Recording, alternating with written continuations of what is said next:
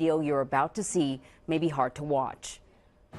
Part of the rampage was captured on surveillance video. You can see the red Honda quickly make a U-turn and take off down the sidewalk. After mowing down 23 people, the car then crashed into barricades meant to stop runaway vehicles. The girl who was walking next to me is on the ground in a heap and is clearly dead. It was just speeding as fast as it could, hitting as many people. Elisa Elsman, an 18-year-old girl visiting from Michigan, was killed. Her 13-year-old sister was also injured but survived. 4-7, we have multiple people run over. We just need issue and multiple ambulances. The alleged driver, Richard Rojas, tried to flee the scene. Bystanders helped police capture him. The traffic agent at the time said, "Get him." He got away from 3 of them, and then I tackled him. So far, investigators do not believe it was an act of terrorism. That being said, we are reinforcing key locations around the city with our anti-terror units of the NYPD. Rojas, a U.S. citizen, has had prior run-ins with police. Earlier this month, he was arrested for menacing. In 2008, he was arrested in Queens for drinking and driving. And also in 2015, he was arrested in Manhattan for drinking and driving. Rojas served in the U.S. Navy from September 2011 to May 2014. In 2013, he spent 2 months in a Navy prison after being court-martialed. Well, Jerika Duncan is following the latest in Times Square. Jerika, have we learned anything more about Rojas? Well, we know that according to our New York City station, police sources tell them that he made some sort of rambling statements right after he was arrested, that he seemed emotionally disturbed. We also know that he did pass a breathalyzer test. However, other initial tests came up positive for marijuana.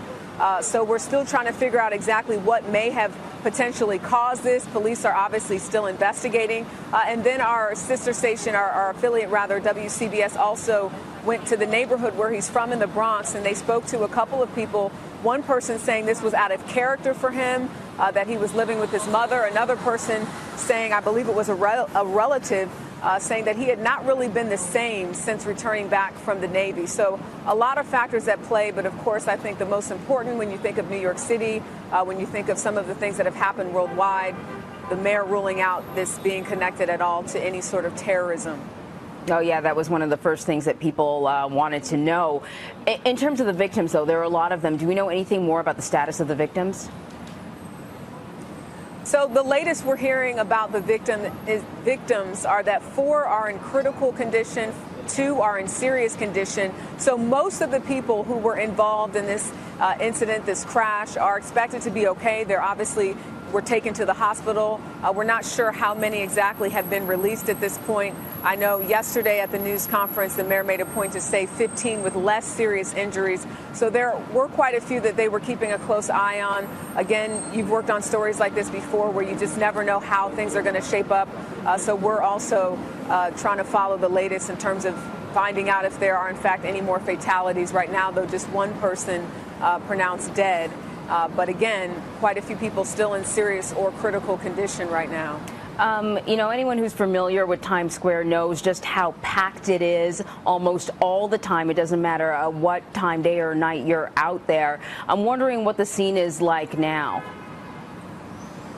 Everything kind of seems back to normal for the most part. I mean, right here is where that car landed. You can see there's crews out here cleaning up some of the sand and whatnot that was placed here. But this area is still barricaded off, but folks are still able to get up and down Broadway. You can walk freely, and this whole area was not like this yesterday, from like 45th Street to about 47th Street, Broadway, 7th Avenue, if you're somewhat familiar with Times Square. All of that was blocked off as they investigated because, again, that car was still here. But the car has been removed. You can see there are people behind me walking to and from different stores or to work.